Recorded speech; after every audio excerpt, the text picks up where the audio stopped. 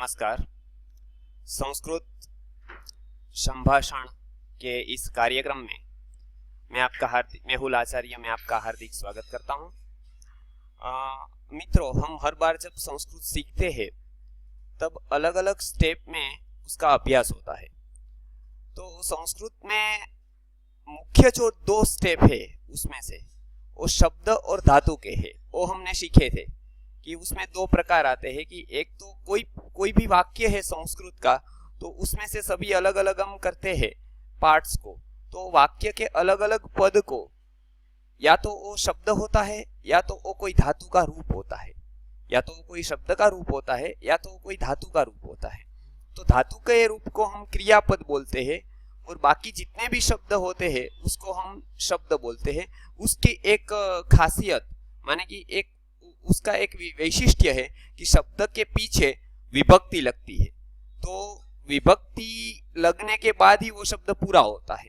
जैसे मूल शब्द एक है तो राम है, राम शब्द है, वो राम शब्द है, तो उसमें राम शब्द में अंत में है, इसलिए उसको अकारांत पुल्लिंग शब्द बोलते हैं। राम ये पुल्लिंग शब्द है, इसीलिए राम अकारांत पुल्लिंग शब्द है। उसके रूप कैसे बोले हम, तो उसका हम अभ्यास देखेंगे जो पिछली बार हमने किया था, तो वो मैं बोलकर आपको दिखाता हूं। जैसे अकारांत पुल्लिंग राम शब्द, अब उसको लाइन से बोलेंगे। रामः रामौ रामाः प्रथमा, रामं रामौ रामान् द्वितीया, रामेण रामाभ्यां रामैः तृतीया, रामाय रामाभ्यां रामेभ्यः चतुर्थी, रामात् रामाभ्यां रामेभ्यः पंचमी, रामस्य रामयोः रामाणां षष्ठी, रामे रामयोः रामेषु सप्तमी, हे रामो हे रामः संबोधन। अभी ये हमने शब्द रूपावली के जो वर्ड से जो शब्द है माने कि जो क्रिया है माने कि जो बोलने का तरीका है वो हमने देखा शब्द रूपावली का। आगे हम धातु रूपावली का देखेंगे। तो धातु रूपावली में जो है वो धातु के रूप होते हैं, माने उसको क्रियापद भी हम बोलते हैं। उसको अलग अलग काल के हिसाब से बोला जाता है। जैसे वर्तमान काल है, भूतकाल है, भविष्य काल है। जैसे इंग्लिश में भी सिंपल प्रेजेंट टेंस है, पास्ट प्रेजेंट टेंस है, फ्यूचर प्रेजेंट फ्यूचर है। इस तरह के जो अलग अलग काल है उसके हिसाब से जो वाक्य रचना होती है। तो इसमें संस्कृत में जब वो काल के हिसाब से कोई वाक्य क्रियापद होते हैं तो उसको 10 विभाग में अलग अलग तरीके से बांटे हैं।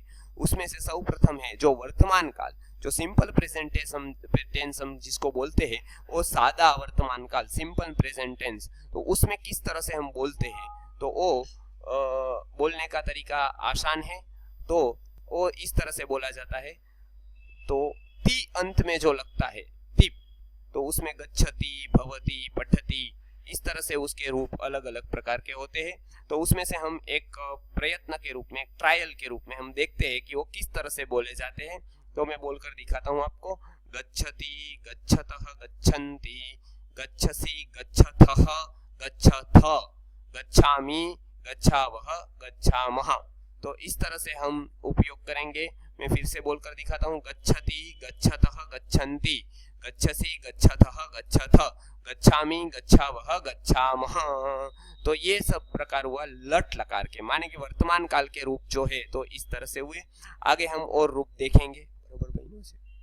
तो आगे हम और प्रकार के रूप देखें। जैसे भविष्य काल के है तो हम किस तरह से बोलेंगे, तो लृट लकार है। तो गमिष्यति, गमिष्यतः, गमिष्यन्ति, गमिष्यसि, गमिष्यथः, गमिष्यथ, गमिष्यामि, गमिष्यावः, गमिष्यामः।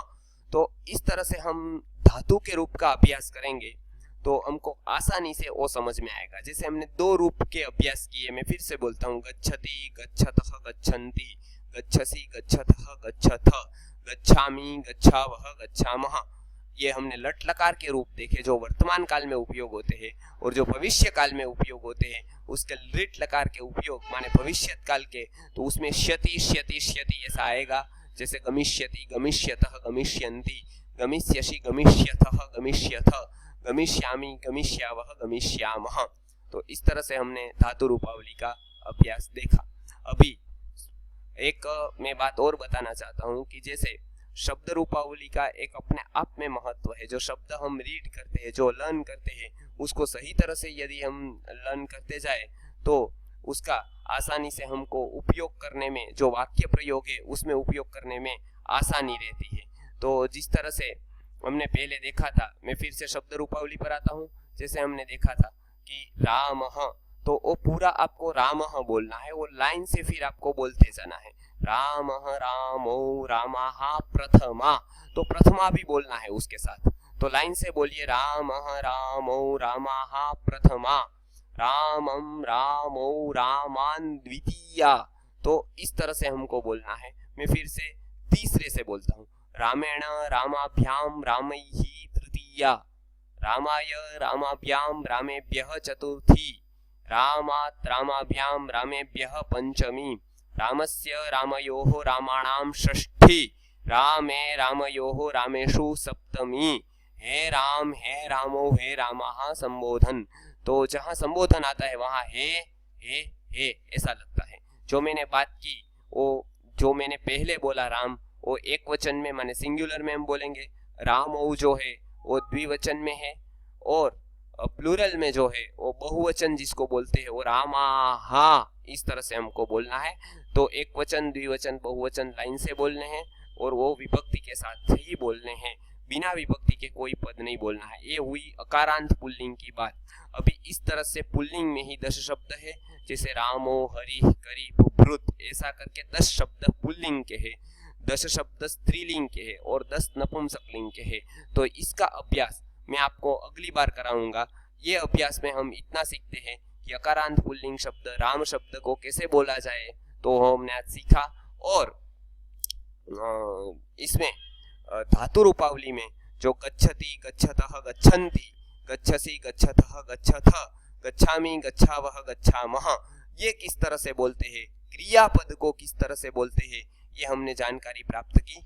अगले बार के जो हमारा वो सेशन है उसमें हम और अभ्यास करने वाले हैं, और शब्दों का और शब्द का प्रोनाउंसिएशन कैसे किया जाता है, और शब्द कैसे बोले जाते हैं, तो उसका हम, और धातु रूपावली में भी हम क्रियापद कैसे बोले जाते हैं, लाइन से क्रियापद कैसे बोले जाए, जो संस्कृत आसानी से सीखना चाहते हैं वो इस कार्यक्रम में अवश्य बता रहे। हम प्रैक्टिकली इसका डेमो देकर उसमें हम आसानी से सिखाते हैं, तो संस्कृत सीखना बहुत ही सरल हो जाता है।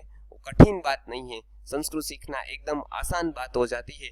केवल उसको ट्रिक से सीखना है हमको, और बोलने में भी हमको थोड़ी प्रैक्टिस करेंगे तो हम आसानी से सीख पाएंगे।